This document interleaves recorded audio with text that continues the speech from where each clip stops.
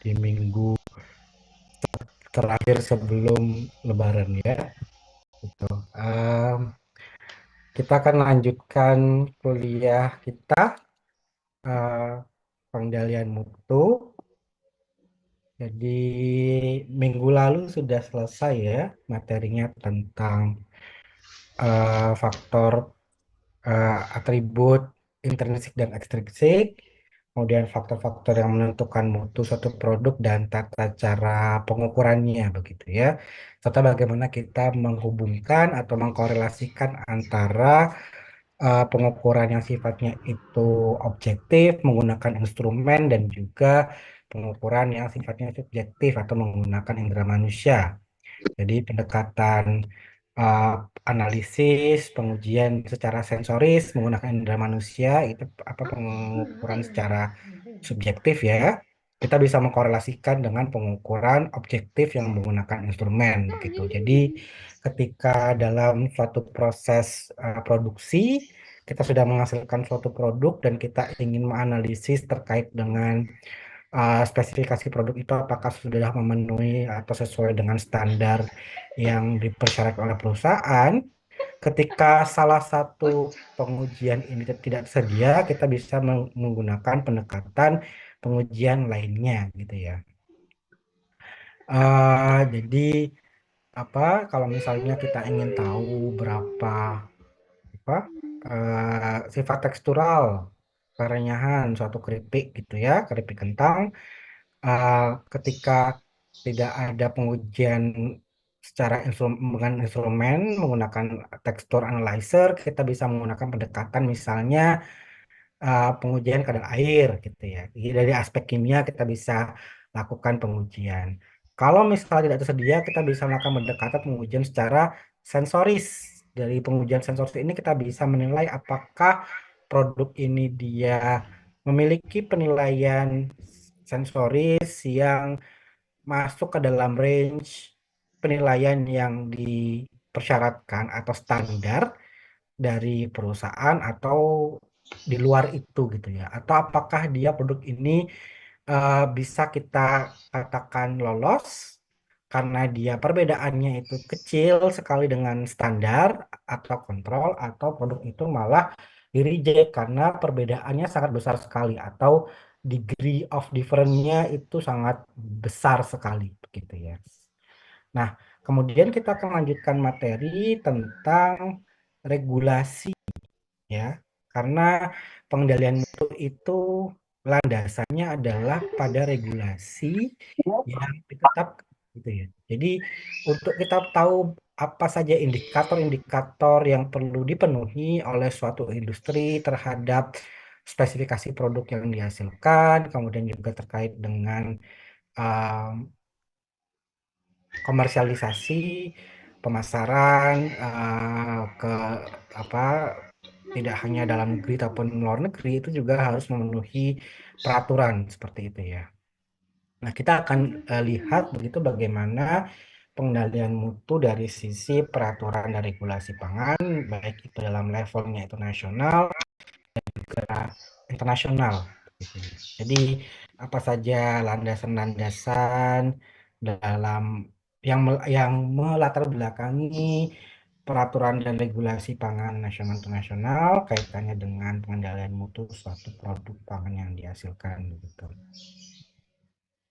Nah, kita mulai dari mengapa perlu adanya regulasi atau peraturan itu memang karena untuk membuat suatu ini ya apa instrumen jadi peraturan itu kan merupakan instrumen ya instrumen yang mengatur yang menetapkan batasan-batasan mana yang diperbolehkan mana yang tidak.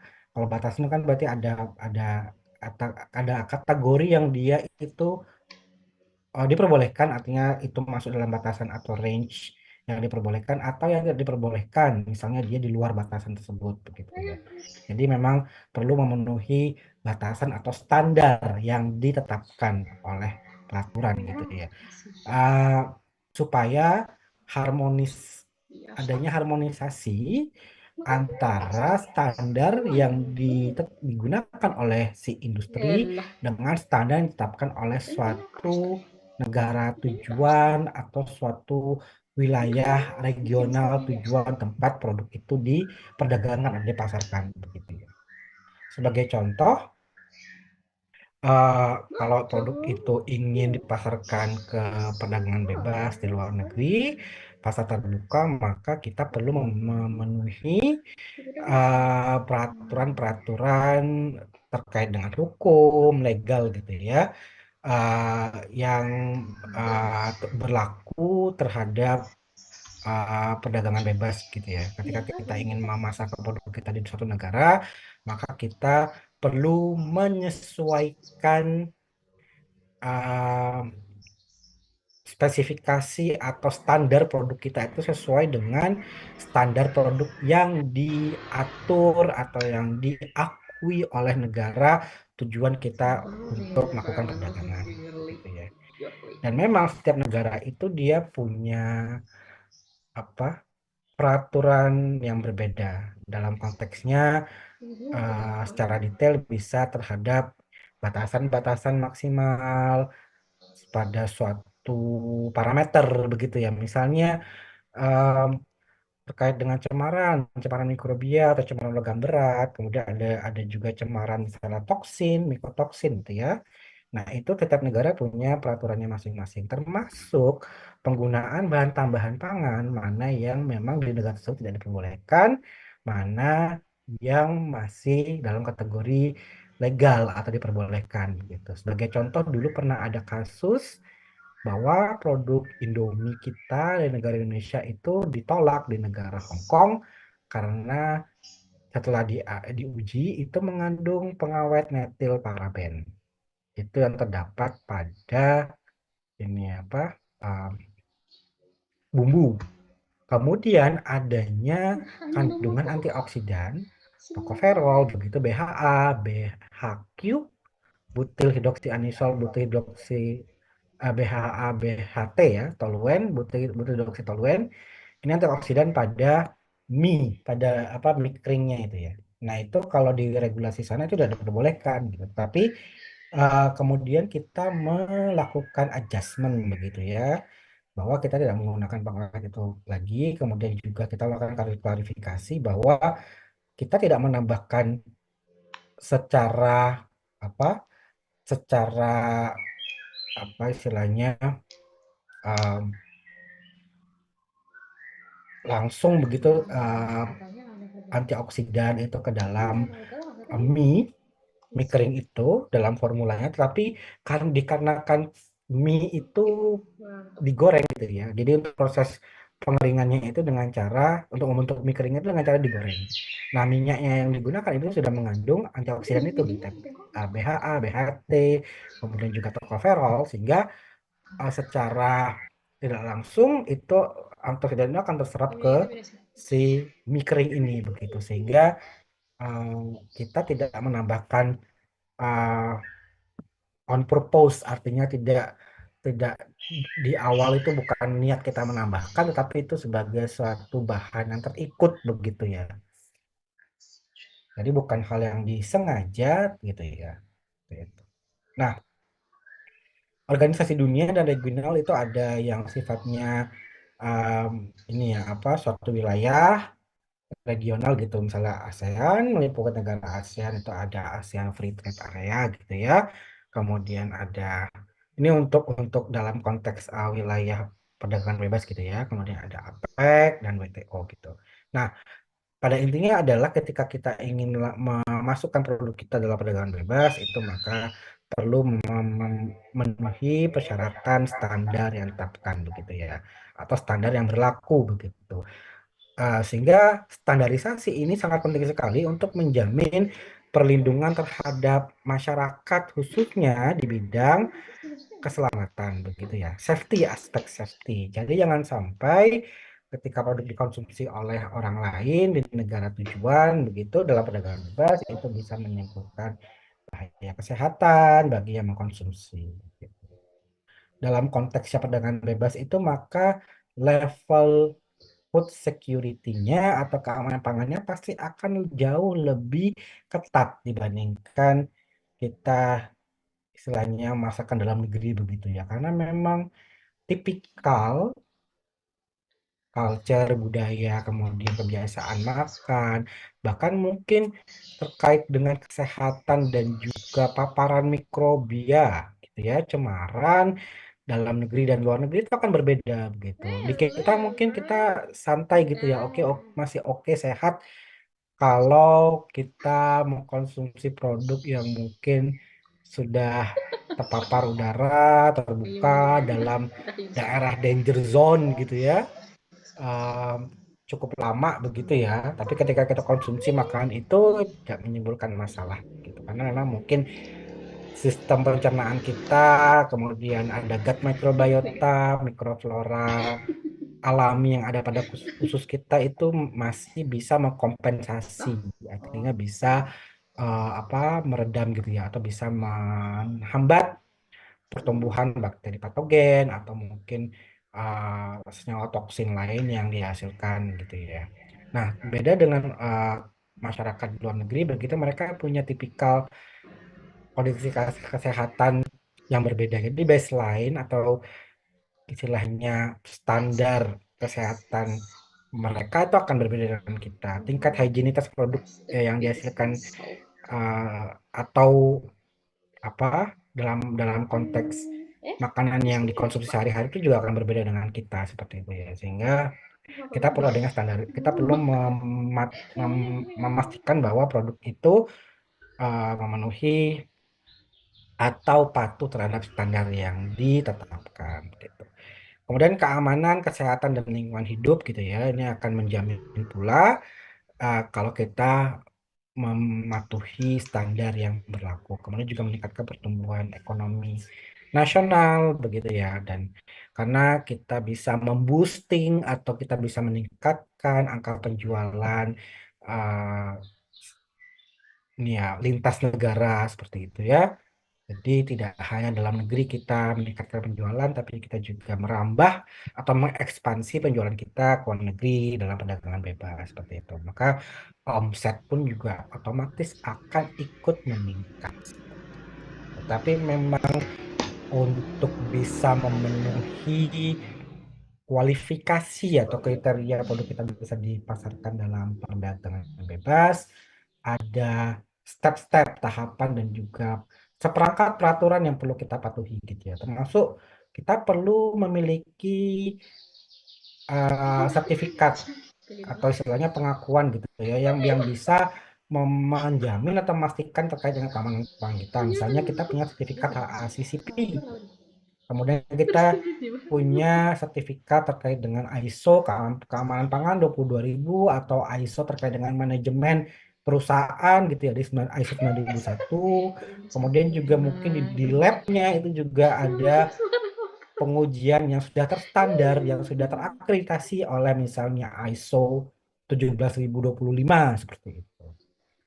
Jadi memang tantangannya juga besar seperti itu.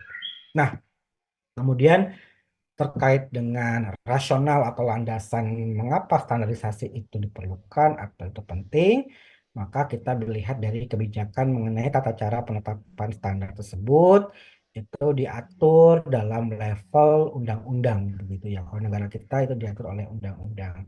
Sehingga semua produsen industri itu perlu mematuhi uh, untuk menghasilkan produk itu spesifikasinya karakteristiknya itu harus mematuhi standar atau spesifikasi yang ditetapkan menurut undang-undang begitu ya. Jadi kalau di undang-undang itu mungkin bisa sifatnya general atau apa masih umum gitu ya. Nah, nanti kemudian bisa didetailkan dalam standar yang umumnya dikenal melalui Standar Nasional Indonesia. Jadi kalau kita baca dokumen SNI gitu ya, kalian juga sebelumnya sudah membaca dokumen SNI untuk penugasan gitu ya pada mata kuliah sebelumnya, kita bisa melihat terkait dengan standar atau terkait persyaratan yang meliputi aspek mikrobiologi, cemaran kimia, kemudian juga sifat fisiknya dan lain sebagainya gitu. Termasuk dengan bagaimana cara kita melakukan pengujian. Di situ sudah tertuang dengan jelas sehingga kita hanya ikuti saja memastikan bahwa produk yang dihasilkan itu sesuai dengan persyaratan mutu yang ditetapkan oleh Standar Nasional Indonesia untuk konteks dalam negeri. Gitu. Kemudian hal ini bertujuan untuk memberikan jaminan mutu terhadap keamanan pangan uh, untuk konsumen yang akan mengkonsumsi produk ini. Dia sebagai end user dari produk yang dihasilkan oleh si produsen. Nah, SN ini juga berfungsi sebagai panduan gitu ya.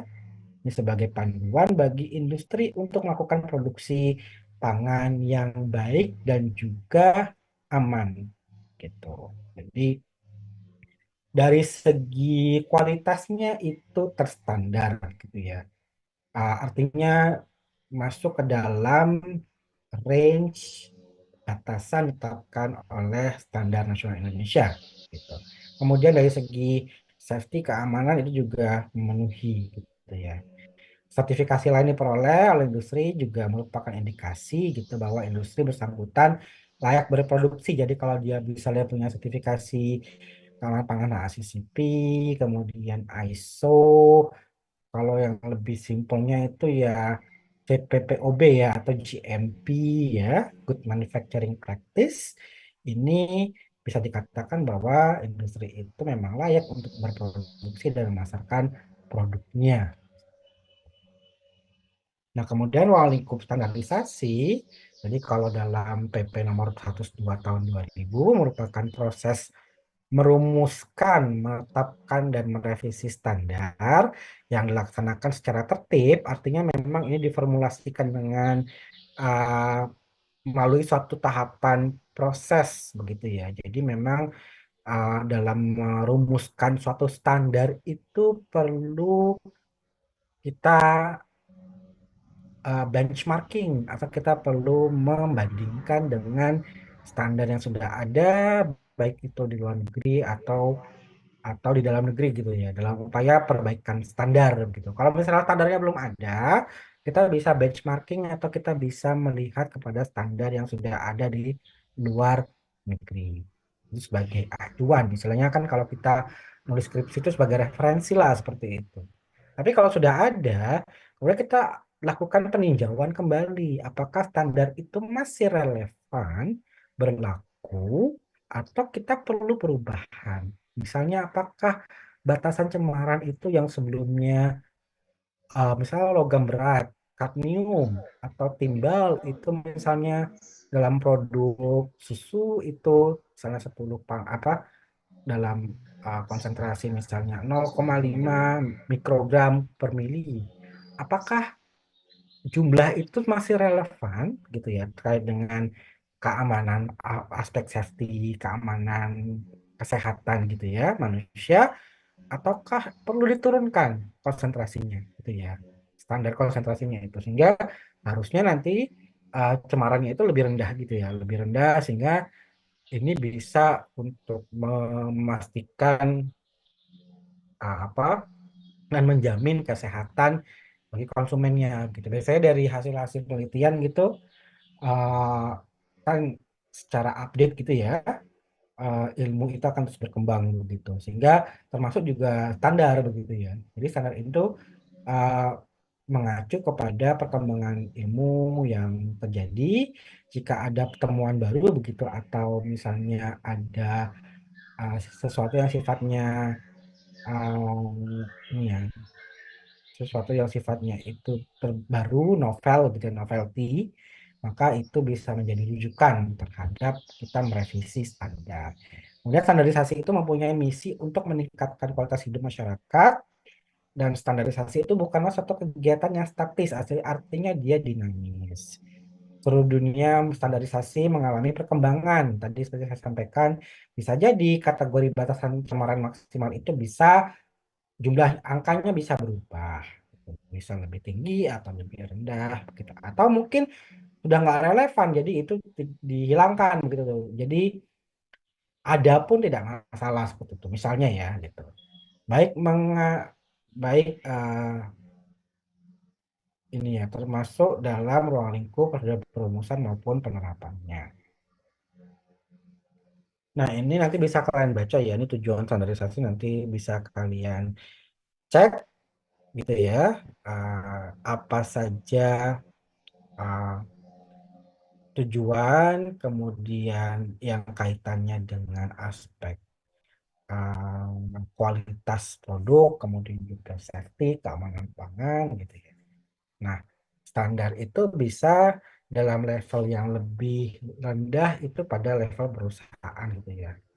Kemudian kalau kita tarik lebih jauh, kemudian standar nasional itu akan berlaku secara nasional. Jadi mau perusahaannya itu beda, kalau produknya sama gitu ya, kategori produknya sama, maka kita perlu menyesuaikan spesifikasi produk kita sesuai dengan standar yang berlaku secara nasional.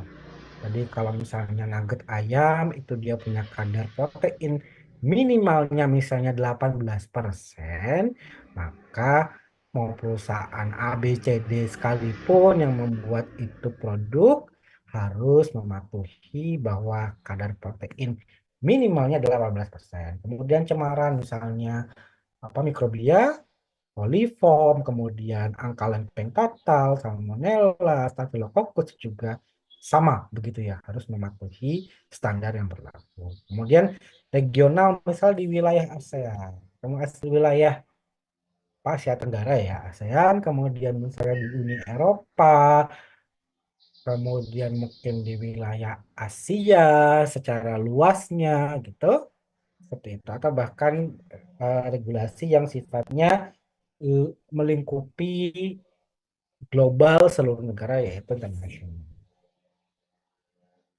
Nah, kalau kita bicara tentang ruang lingkup standarisasi pangan Indonesia, maka kita menggunakan landasan hukum. Standarisasi ini mengacu pada UU Nomor 18 tahun 2020.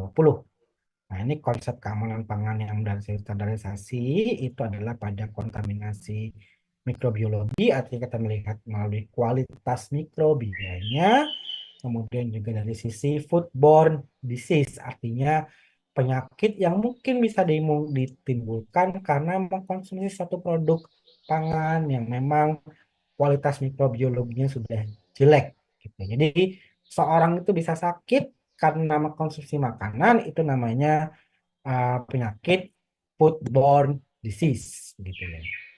Kemudian terkait dengan sistem standarisasi produk pangan dikembangkan sebagai bagian dari sistem standarisasi nasional, gitu. Di mana ini perlu adanya harmonisasi ya, keselarasan, keserasian, terpadu, serta berwawasan nasional. Kemudian konsep keamanan pangan dalam standarisasi pangan, ini ada sanitasi pangan, penggunaan bahan tambahan pangan, itu juga diatur, penggunaan bioteknologi sama proses produksi, jadi rekayasa proses gitu ya, rekayasa genetika, rekayasa pada tingkat molekuler, itu juga perlu mematuhi peraturan yang berlaku. Supaya apa?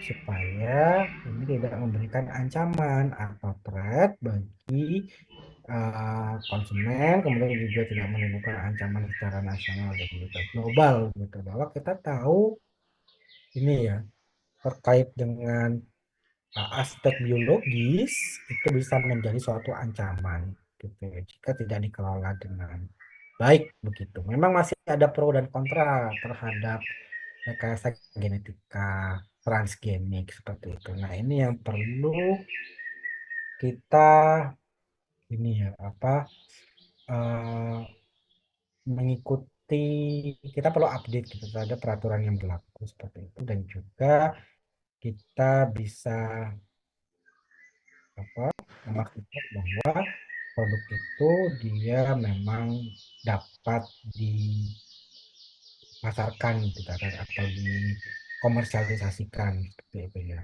melalui peraturan-peraturan yang berlaku.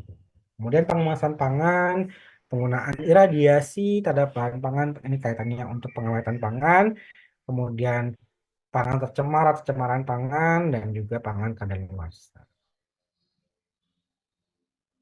Kemudian contoh konsep standarisasi pangan dalam menjaga keamanan pangan dan juga kaitannya dengan kualitas itu ada pada kalau pada sanitasi ya itu ada HACCP, GMP, Good Manufacturing Practice atau CPPOB gitu ya. Nah, kemudian ini ada sertifikasi produksi pangan. Jadi kita bisa nanti dalam produk produsen itu industri bisa mengajukan sertifikasi. Artinya kalau mereka punya sertifikasi maka secara langsung mereka menjamin gitu ya produknya itu aman untuk dikonsumsi. Kemudian bahan tambahan pangan ini ada yang diperbolehkan atau diizinkan. Kemudian parameter yang penting juga adalah terkait dengan batasan kadar penggunaan maksimum dari bahan tambahan pangan. Jadi bahan tambahan pangan itu punya nilai acceptable daily intake atau nilai ADI-nya. Nah, ini bisa mengacu pada peraturan-peraturan yang diturunkan melalui peraturan kepala Badan BPOM, Badan POM ya ini ya, nanti bisa kalian baca sendiri.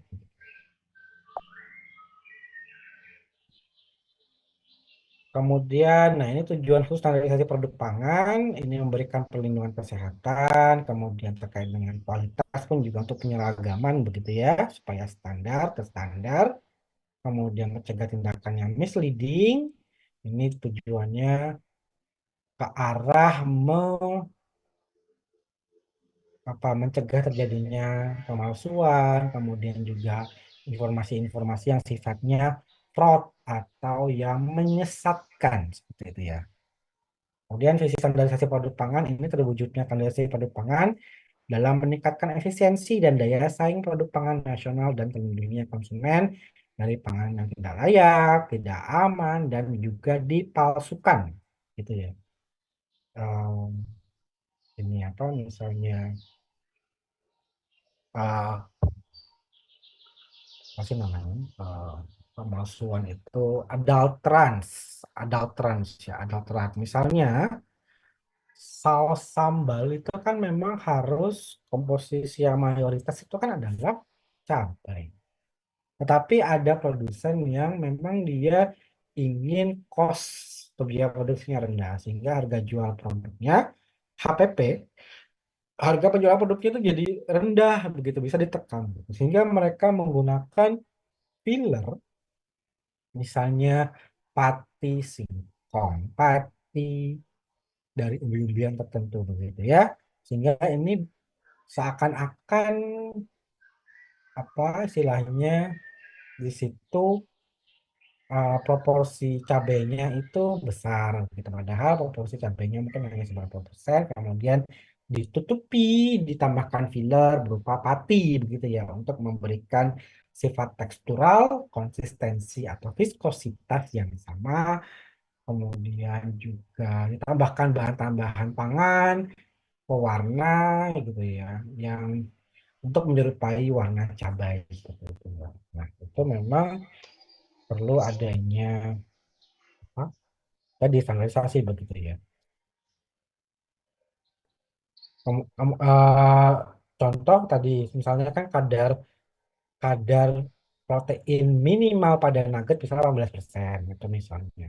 Nah, jadi kalau misalnya mereka lakukan pemalsuan dengan misalnya penggunaan pati atau apa istilahnya suatu karbohidrat tertentu kan itu kan nggak ada kandungan proteinnya gitu ya sehingga akan ketahuan gitu walaupun memang produk akhirnya itu punya karakteristik yang mirip dengan produk nugget komersial umumnya tapi ketika dilakukan pengujian kadar protein maka kadar proteinnya akan jadi lebih rendah seperti itu.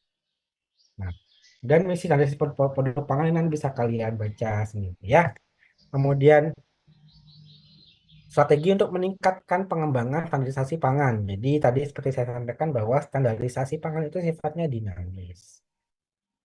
Standar itu bisa berubah, bisa nilainya jadi tinggi atau rendah. Sehingga kita perlu mengkaji dan menilai standar yang ada untuk dapat diperbaiki dan ditingkatkan serta disesuaikan dengan standar internasional gitu. Jadi memang standar nasional itu diturunkan dari standar-standar yang sudah berlaku sebelumnya.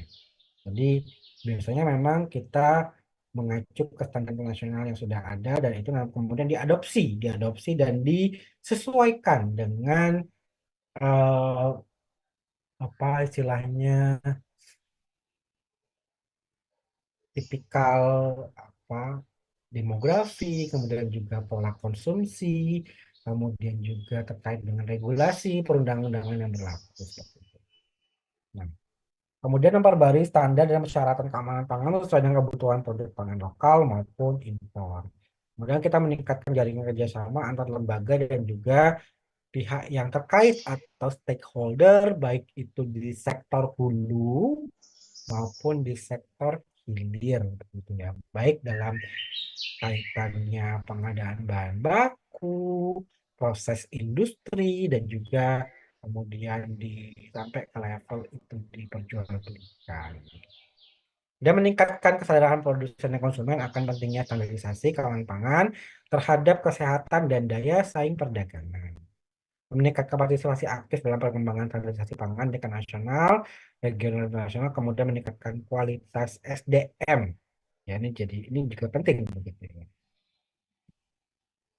Ini nanti kalau misalnya kalian kerja di, misalnya nih lulus, kemudian nanti lamar CPNS, dapat di Badan Standarisasi Nasional.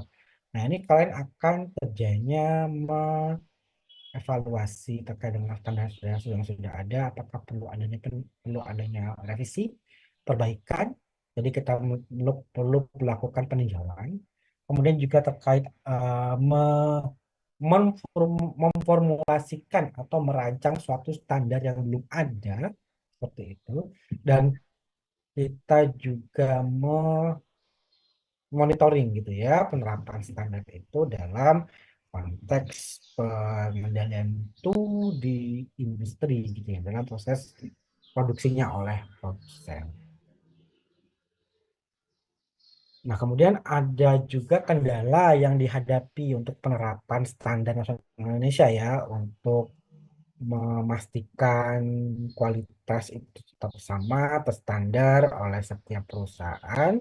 Jadi permasalahan utamanya adalah kebijakan yang memang belum mantap. Jadi ada masih flow, ada istilahnya kelemahannya dari sisi kebijakan gitu ya. Bahkan mungkin ada kebijakan yang berubah-ubah gitu. Jadi berubah kabinet, berubah apa kepemimpinan itu akan berubah juga terkait dengan standarisasi nasional misalnya terkait dengan apa proses industri, kemudian juga persyaratan untuk perdagangan bebas, seperti itu ya. Kemudian mutu produk rendah, terutama dari industri kecil. Jadi karena memang kalau apa penerapan kita jika kita ingin produk kita itu memiliki standar SNI, mengikuti standar, maka kita perlu mengikuti semua persyaratan yang diatur oleh si SNI itu ya.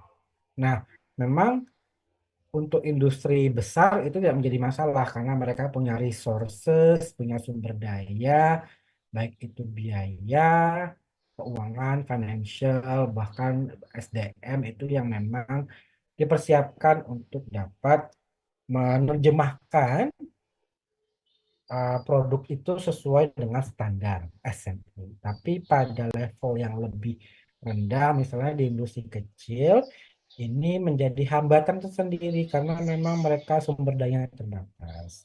Kemudian spesifikasi produk yang dihasilkan juga memang masih sangat terbatas sekali. Jadi istilahnya hanya sebatas bisa memproduksi. Tapi terkait dengan kualitasnya, konsistensi kualitas, kemudian juga dari aspek gizi, kemudian juga dari aspek sifat sensorisnya, aspek mikrobiologinya itu masih belum terjamin, itu masih belum konsisten seperti itu. Sehingga ini akan menghambat penerapan dari SNI begitu. Kemudian jika ini terjadi, maka ini sebenarnya akan menghambat juga standarisasi secara nasional. Gitu. Karena kalau ditetapkan secara nasional, artinya semua produk sejenis yang dihasilkan itu dari semua lini perusahaan baik itu skala mikro maupun besar itu harus memiliki spesifikasi produk yang sama gitu. Nah, ini nggak bisa diikuti oleh perusahaan yang industrinya levelnya itu masih kecil begitu ya. Sehingga ini masih menjadi kendala untuk kita menerapkan standarisasi secara secara apa pada semua lini gitu ya, semua aspek. Jadi sehingga kalau kalau di industri rumah tangga ya sudah mereka bisa menggunakan perizinan PIRT begitu dengan spesifikasi produk itu yang lebih sederhana seperti itu. Dan kalau misalnya ini apa kita tidak punya standarisasi pada suatu produk begitu, maka kualitas hasil kan juga akan bervariasi beragam dan ini bisa menyebabkan turunnya kepercayaan global gitu terhadap kualitas produk yang kita hasilkan. Jadi bisa saja mereka nanti memilih produk itu dari negara-negara lain yang memang secara kualitas itu konsisten gitu ya. Dari waktu ke waktu itu konsisten kualitasnya yang dihasilkan, produk yang dihasilkan. Kemudian kurangnya kejelasan informasi kebijakan menyebabkan lambatnya pengawasan dan juga implementasi. Jadi proses menyebarkan informasi, kemudian juga sosialisasi itu juga penting sekali. Nah, jika itu ini mengalami kendala, maka bisa menyebabkan permasalahan dalam hal pengawasan dan juga implementasi standarisasi secara nasional. Nah, kemudian kalau kita lihat dalam konteks peraturan internasional, itu memang standarisasi sesuatu yang mutlak berasal dari isu-isu yang muncul yaitu pada keamanan pangan, kemudian juga perdagangan bebas dan kualitas pangan.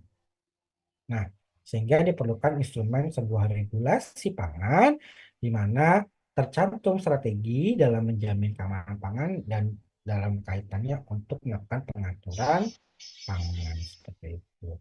Nah, dalam sistem pengawasan itu kita bisa menggunakan instrumen-instrumen bermacam-macam instrumen yang sudah di establish atau sudah dibuat begitu ya secara internasional baik itu ISO, HACCP ataupun mungkin GMP. Nah, kemudian terkait dengan rencana penjaminan pangan gitu, baik itu kualitas, quality dan juga safety, maka kita bisa mengacu kepada SOP ataupun peraturan turunan yang sudah dibuat begitu dalam konteks food safety policy, kebijakan terkait dengan keamanan pangan, kemudian juga food legislation terkait dengan aspek legal suatu produk itu bisa diperdagangkan gitu ya. Misalnya pada labeling gitu. Labeling itu penting gitu ya. Tidak boleh labeling itu yang miskomunikasi, misleading dan menyesatkan. Kemudian komponen-komponen bahan-bahan penyusun gitu ya. Ada yang memang tidak boleh mengandung misalnya lemak trans begitu ya. Lemak trans karena lemak trans ini dia bisa menyebabkan masalah kesehatan atau dia memang harus 0% kolesterol ya. Kemudian food inspection atau inspeksi pada pangan begitu ya. Ini terkait dengan kita melakukan monitoring terhadap baik itu kualitas dan juga keamanan. Kemudian analytical capacity artinya kita bisa memiliki kemampuan yang baik dalam melakukan pengujian yang terstandar, terstruktur begitu ya dan menghasilkan hasil yang akurat dan dapat dipercaya atau memiliki reliability yang tinggi. Sehingga ketika kita mau memasarkan produk kita keluar, kita akan menyertakan hasil pengujian. Ini bisa dipercaya oleh mereka. Kalau kita nggak punya analytical capacity atau proses analytical yang baik untuk pengujian, maka bisa saja hasil yang kita sampaikan itu tidak dipercayai karena bisa jadi ini istilahnya fabrikasi atau misalnya tidak akurat seperti itu karena instrumennya mungkin tidak sensitif atau memang mungkin metodenya tidak tepat dan lain sebagainya.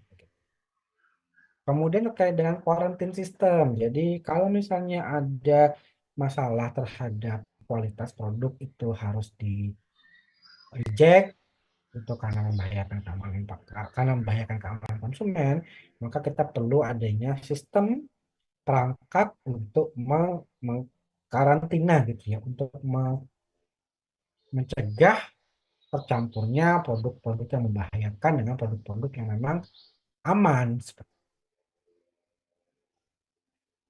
Nah, kemudian regulasi pangan internasional yang merupakan regulasi tingkat dunia ini tercetus sejak diberlakukannya Codex Alimentarius Commission atau CAC Guideline. Jadi, ini merupakan petunjuk atau panduan pada regulasi, pada penanganan atau penyediaan produk pangan, gitu ya.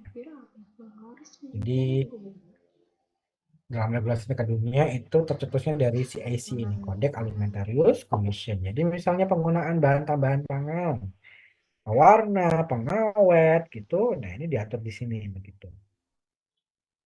Bahkan kategorisasi produk, jadi ini tuh produk bakery, ini produk susu, dairy, seperti itu juga diatur seperti itu. Nah, lembaga-lembaga internasional yang berperan dalam berdirinya CIC nanti bisa kalian baca ada FAO, WHO, WTO begitu ya. Ini memang organisasi atau lembaga internasional begitu ya yang mengilhami terbentuknya eh, berdirinya CIC ini. Nah, kalau kita tilik beberapa sampling gitu ya, regulasi-regulasi yang ada di negara-negara di secara internasional begitu ya. Kalau kita lihat di Amerika Serikat, pasti mereka punya regulasi yang sudah lebih maju begitu ya. Standarisasinya sudah lebih baik, eh, sehingga kerap kali kita menggunakan ini sebagai acuan gitu ya. Nah, Amerika Serikat telah sejak lama dipandang sebagai negara yang memiliki sistem keamanan pangan serta inspeksi yang menyeluruh dari farm to fork, artinya dari lahan, dari kebun gitu, pertanian itu dilakukan. Ada regulasi yang jelas, kemudian juga tata cara inspeksi yang jelas, hingga pada produk itu kita akan konsumsi, jadi farm to fork begitu ya. Kemudian regulasi mengenai inspeksi dan keamanan pangan di Amerika Serikat merupakan sistem kompleks yang diawasi oleh 12 instansi federal yang berbeda. Ya. Kalau di kita mungkin ada dari Kementerian Pertanian, kemudian dari Kementerian apa Kesehatan, gitu ya.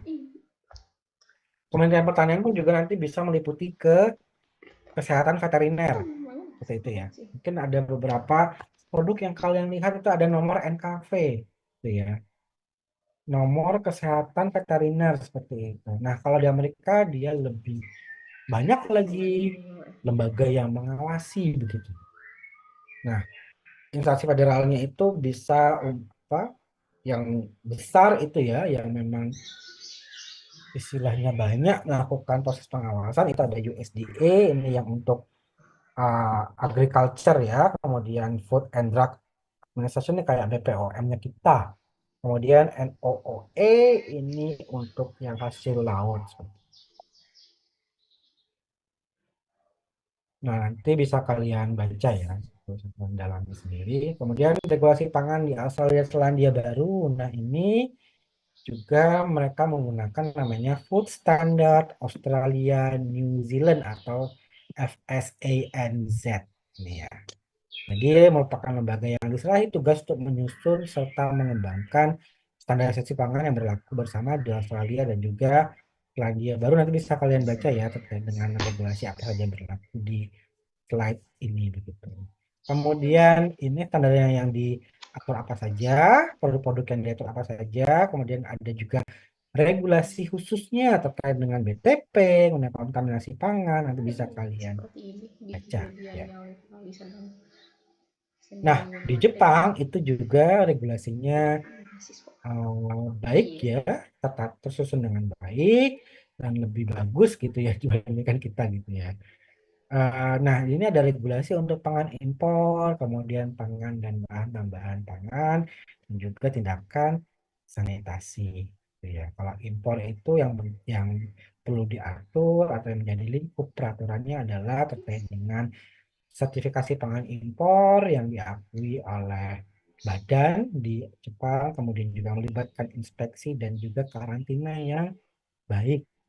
Jadi, kalau misalnya kalian ke Jepang, itu kalian tidak boleh membawa produk makanan atau produk pangan atau bahan pangan nabati ya dan kan juga hewani gitu. Jadi kalau kalian bawa misalnya sosis, nugget, bahkan yang sisa kalian mungkin transit di negara sebelumnya gitu ya. Atau misalnya dari Indonesia nih, beli burger, kemudian itu disimpan ke bawah dan sampai di sana di Jepang, itu harus dibuang. Itu nggak boleh masuk ke Jepang gitu karena bisa jadi kualitas mikrobianya itu berbeda dan itu bisa menyebabkan cemaran begitu bagi ekosistem kesehatan veteriner begitu ya. Dan juga pada dampak kesehatan masyarakat Jepang sehingga mereka tidak memperbolehkan produk-produk hewani itu kemudian bahan-bahan segar hasil pertanian sayur-sayuran buah-buahan itu masuk gitu. Kemudian terkait dengan pangan dan bahan tambahan pangan, mengatur BTP yang diizinkan dan tidak dibolehkan. Kemudian juga BTP itu harus aman, distribusinya yang sah, dan ditangani kondisi higienisnya. Nah, kemudian terkait dengan tindakan sanitasi, itu ada inspeksi sanitasi, sampling, bagaimana dilakukan sampling, kemudian juga produsen yang lulus inspeksi, itu yang nanti akan mendapatkan sertifikat dan ini yang diperbolehkan untuk nanti memasarkan produknya. Nah, ini regulasi pangan di Eropa. Ini ada banyak sekali ya ini apa komite atau lembaganya begitu ya. Karena Eropa itu kan luas gitu ya. Jadi mereka memiliki istilahnya kayak ASEAN-nya kita gitu ya, tergabung dalam Uni Eropa begitu. Jadi komite ini bertugas untuk menjaga stabilitas sistem dengan mempertahankan hubungan baik antar anggota serta menjamin keleluasan perdagangan. Sehingga ada banyak sekali peraturan turunan yang dibuat begitu untuk menjamin terkait dengan kualitasnya itu terstandar, kemudian keamanan pangannya juga memenuhi dengan baik. Nah, ini regulasinya nanti bisa kalian baca ya. Ada regulasi untuk bahan tambahan pangan, kemudian pestisida. Nah, tadi yang saya sampaikan di awal itu CAC, Codex Alimentarius Comite, itu merupakan standar kumpulan regulasi yang diadopsi dari standar yang berlaku secara nasional namun telah mengalami penyeragaman. Sehingga CAC ini bisa menjadi standar nanti ketika kita standar yang perlu kita patuhi gitu ya ketika kita mau memasarkan produk kita secara global dalam perdagangan bebas. Dan CAC ini standarnya itu merupakan juga acuan untuk kita membentuk atau kita merevisi standar nasional Indonesia gitu ya. Nah, standar-standar yang ditetapkan oleh CAC dapat berbentuk kode-kode yang harus dipatuhi, panduan maupun rekomendasi yang berkaitan dengan keamanan pangan. Nah, CAC memberikan perhatian khusus terutama pada standar pelabelan pangan. Jadi tadi saya sampaikan label itu tidak boleh misleading, miskomunikasi, ataupun menyesatkan. Dan pengembangan metode-metode food hygiene yang baik, serta bagaimana praktek-prakteknya. Nah, lingkup area keamanan pangan itu harus diberlakukan 4 langkah baku dalam upaya terciptanya keamanan pangan, yaitu dengan cara kita melakukan identifikasi bahaya hari ini. potensial. Ini yang ada di HACCP ya, kita melihat hazard atau potensi bahaya. Kemudian karakterisasi tingkat bahaya potensialnya itu apakah dia hazardnya itu levelnya tinggi, sedang, ataupun rendah. Kemudian tingkat pencemarannya apa saja pencemaran yang bisa dimunculkan baik itu dari aspek mikrobiologi maupun kimia, kemudian karakteristik tingkat risiko baik itu dampak kesehatan maupun terhadap penyediaan pangan atau pengadaan pangan secara global. Ya mungkin bisa ditimbang. Baik, mungkin cukup sekian kuliah kita hari ini terkait dengan standar nasional dan internasional kaitannya dengan pengendalian mutu, begitu ya. Sebelum saya akhiri, kira-kira apakah ada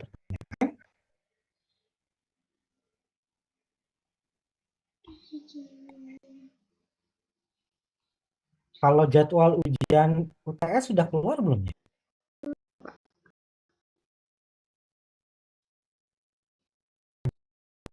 UTS sudah keluar belum ya? UTS-nya? Jawab, izin dijawab, Ya. untuk jadwal UTS itu kalau di kalender akademik tanggal 7.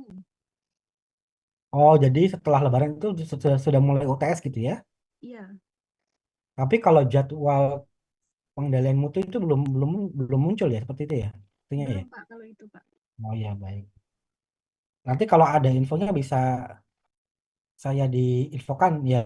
Atau nanti kalau saya sudah dapat nanti juga akan saya sampaikan begitu. Ya, jadi berarti ini adalah kuliah terakhir sebelum UTS begitu ya?